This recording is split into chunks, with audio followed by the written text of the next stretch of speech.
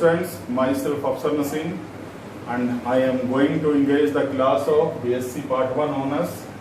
और जैसा कि आज आप लोगों से जूम मीटिंग पे डिस्कशन हुआ ऑस्मोसिस के बारे में, ऑस्मोसिस किसे कहते हैं वो आप लोगों को आज मैंने जूम मीटिंग पे बताया। अब हम लोग आगे इस वीडियो के जरिए पढ़ते हैं कि ऑस्मोटिक प्रेशर किसको कहते हैं।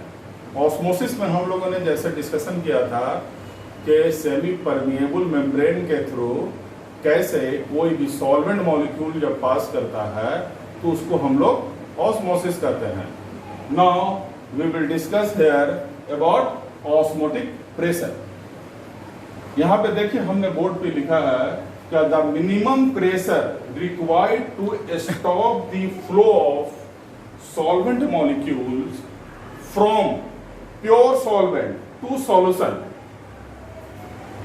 यानी अगर प्योर सॉल्वेंट से अगर सॉल्यूशन के तरफ अगर कोई मॉलिक्यूल जा रहा है, प्योर सॉल्वेंट से सॉल्यूशन के तरफ जाने से अगर उसको कोई प्रेशर रोक रहा है और from solution with lower concentration to solution with higher concentration, कोई प्रेशर तो होगा ना वहां पे। जब सेमी परमिएबल मेम्ब्रेन के थ्रू कोई सॉल्वेंट मॉलिक्यूल पास कर रहा होगा तो चूंकि सॉल्यूशन विथ लोअर कंसंट्रेशन में उसका वॉल्यूम ज्यादा होगा और पास सॉल्यूशन विथ लोअर कंसंट्रेशन से क्या करेगा, सिर्फ उससे सॉल्यूशन विथ हायर कंसंट्रेशन की तरफ पास करेगा सॉल्वेंट मॉलिक्यूल, तो वहां पे प्रेशर एक्सर्ट होगा। उस प्रेशर को ही हम लोग ऑस्मोटिक प्रेशर कहते हैं और इसको हम लोग डिनोट करते हैं पाई से। अंडरस्टैंड? एंड अब हम लोग चलते हैं लॉ ऑफ ऑस्मोसिस की तरफ। ठीक है, आप लोगों को ऑस्मोटिक प्रेशर समझ में आ गया होगा। अगर इसमें कोई प्रॉब्लम होगा तो आप व्हाट्सएप के जरिए हमसे आप कांटेक्ट में रह सकते हैं। Now we will discuss about law of osmosis. दो लॉ ऑफ ऑस्मोसिस है। एक में हम लोग टेम्परेचर को कांस्टेंट रखते हैं, एक में कंसंट्रेशन को कांस्टेंट रखते हैं। तो यहां देखिए, एट कांस्टेंट टेम्परेचर, जब टेम्परेचर कांस्टेंट होता है तो osmotic pressure of solution is directly proportional to the concentration. Concentration को हम लोग मोलारिटी भी कह सकते हैं, मोलालिटी भी कह सकते हैं, मोल फ्रैक्शन भी कह सकते हैं। सारा इससे हम लोग कंसंट्रेशन को कैलकुलेट करते हैं। आपने 12th में पढ़ा होगा कि कंसंट्रेशन को हम लोग कैसे कैलकुलेट करते हैं, नॉर्मलिटी, फॉर्मेलिटी, ये सारा पार्ट है कंसंट्रेशन का। तो यहाँ पे हम लोग मोलारिटी को लेते हैं कि the osmotic pressure of solution is directly proportional to the concentration, यानी मोलारिटी ऑफ सॉल्यूशन। तो जब डायरेक्टली प्रोपोर्शनल होता है यानी कि pi directly proportional to molarity is denoted by C and the pi directly proportional to C. इसको हम लोग इक्वेशन 1 मान लेते हैं। And the second one, at the given concentration the osmotic pressure of solution is directly proportional to the temperature। अगर हम लोग temperature को कांस्टेंट रहते हैं तो ऑस्मोटिक प्रेशर डायरेक्टली प्रोपोर्शनल किसका होता है, कंसंट्रेशन का। अगर कंसंट्रेशन को कांस्टेंट रखते हैं तो ऑस्मोटिक प्रेशर किसका डायरेक्टली प्रोपोर्शनल होता है, टेम्परेचर का, यानी pi directly proportional to T at constant C. अब हम लोग आगे थोड़ा सा देखते हैं, यहां रेस कर रहे हैं हम लोग।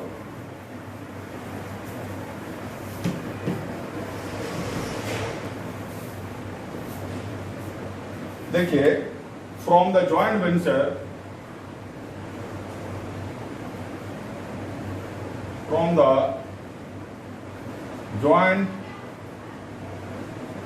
Of equation 1 and 2। ओके, तो joint venture of equation 1 and 2 करेंगे तो pi is directly proportional to ct हो जाएगा। अगर यहां पर हम प्रोपोर्शनलिटी कांस्टेंट एक देते हैं तो ये kct हो जाएगा। ठीक है, अब देखिए, द वैल्यू ऑफ को के, सॉरी, द वैल्यू ऑफ के, इफ द वैल्यू ऑफ, जब हम लोग के वैल्यू को एक्सपेरिमेंटली डिटरमाइन किया गया इसको, तो ये पता चला कि इसका वैल्यू जो है यूनिवर्सल गैस कांस्टेंट के सिमिलर है अप्रॉक्स। ठीक है, के वैल्यू यानी यहां पर प्रोपोर्शनलिटी कांस्टेंट के वैल्यू को जब एक्सपेरिमेंटली कैलकुलेट किया गया तो ये पाया गया कि it is a similar as universal gas constant. और यूनिवर्सल गैस कांस्टेंट क्या होता है? और होता है। ठीक है, तो अब हम लोग यहां पे देखते हैं कि नौ, इसलिए इसको तो हम लोग लिख सकते हैं पाई इज इक्वल टू